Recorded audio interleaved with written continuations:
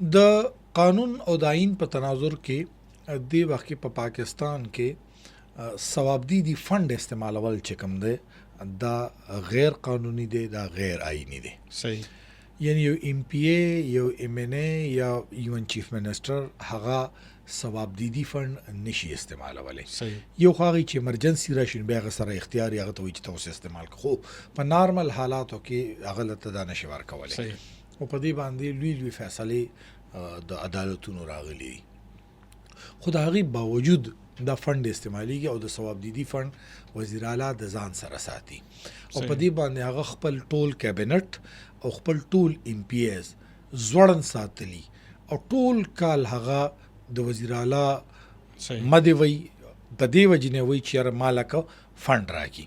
دا فند په ورکس ډپارټمنټ کې دا یا په لوکل ګورنمنټ په ذریعه دا فند یا د سی ان ډبلیو په ذریعه دا فند یا د پبلک هیلث په ذریعه ٹھیک شو او دا فند یا د ایریګیشن په ذریعه د دې په ذریعه باندې دا کیږي او به په دې دالته تقسیمول کیږي.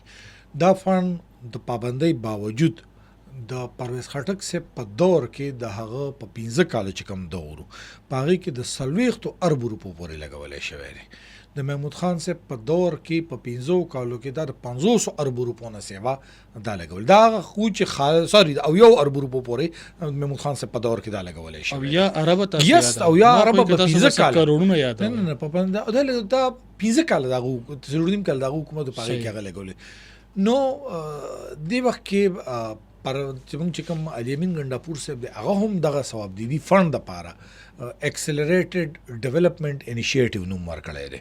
صحیح. مخکې به یې ته ډي ډي آی ویلی ډسټرکټ ډیولپمنټ انیشیټیو به ورته ویللی او نومونه یې بدلي او دا په هغې ورکړی شي او دا به د وزیر اعلی اختیاري چې چاله څومره ورکوي. د دې وجې نه دا ترقیاتي فنډونه خپلې امپیاګانو د اوبلایج کولو دپاره یا هلته د خپلې پارټۍ تنظیمولو لپاره لکه زه به تاسو صرف په دې کې د امام پرویز خټک صاحب مرید کاظم سے په ډي ای خان کې د هغه ملګری و ډېر ښه تعلق یې ورسره نو هغه په ډي ای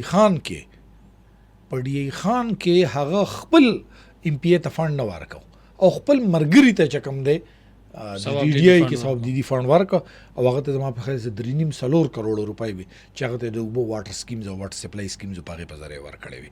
ځکه دا د هغې زه ځکه ته وایم چې دا داسې هم نه به د دې کې یو پی سی ونی متعلقه ډسټرکټ آفس کې هغه جمع شي او هغې راولېږي چې دلته د اوبو ضرورت دی، دلته د سړک ضرورت دی، دلته د دې ضرورت او به دا وشي. دا د ممبر ته د خپل اکاونټ کې ملاویږي دا ممبر ته د فنډ ګوره ممبر ته فنډ نشي خو ممبر داسې چلي چې ممبر ته هدایت وشي د هر ډسټرکټ کې یو چې کوم اے ډي سی فاینانس وي.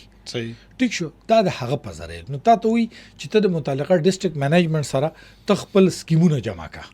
صحیح. واټر سپلای سکیم جمع کا، سړک جمع کا، اریګیشن ریلیټډ څه جمع کا، دا ته جمع کا د هغې نه پس به چې کوم دی مونږ نو په هغې ولو کې هغه له هغه روپو برابر کړي.